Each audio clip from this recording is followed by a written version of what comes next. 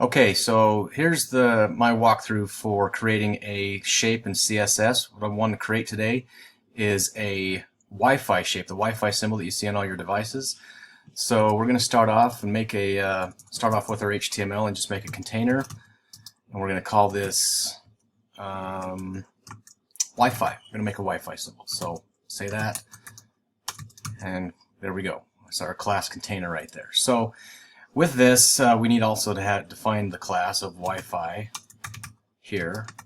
And first we're going to do give it some shape, so we see what's going on there. We're going to give it some padding initially here, say 20 pixels, right?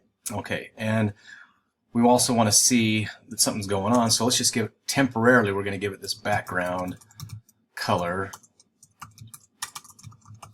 and we'll say just a simple gray color. We'll go like that, just a light gray.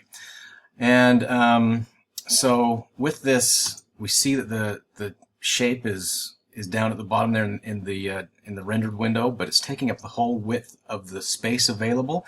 And so we want to prevent that from happening. So we're going to come down here. We'll give it a separate declaration, because you'll see why we're going to do this later.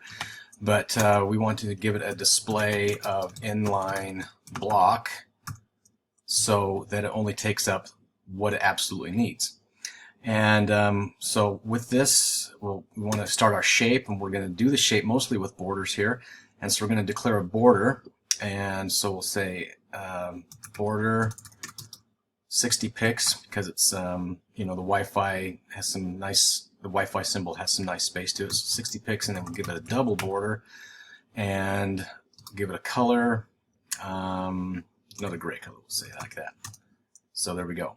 So and after the border, we need to change it, because the way the shape is going to work is it's only going to take up the top border. So we'll change just the top border color. So border dash top dash color, and we'll give it kind of a bluish grayish steel blue kind of color here, and we'll say 369, and so there we have our top border color. Now Wi-Fi symbol, of course, is not square, it's curved, and so we got to give it a border radius, and the border radius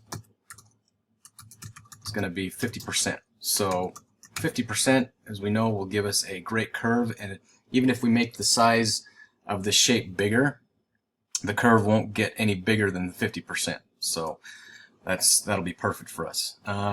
Okay, so now we've got this thing taking shape, so we can come back up here and get rid of this background color and just worry that we have that padding still there. So we have a border radius of 50%, we've gotten rid of that background color, and we can see what's going on here. So what we got here is a shape that looks more like a target than a Wi-Fi symbol, so we need to basically kind of double this.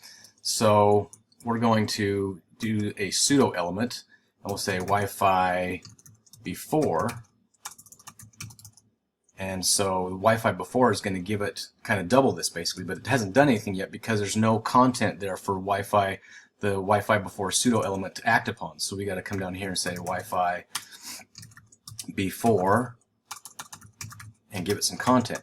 We'll say content of empty, and then we'll say width 0 and height 0.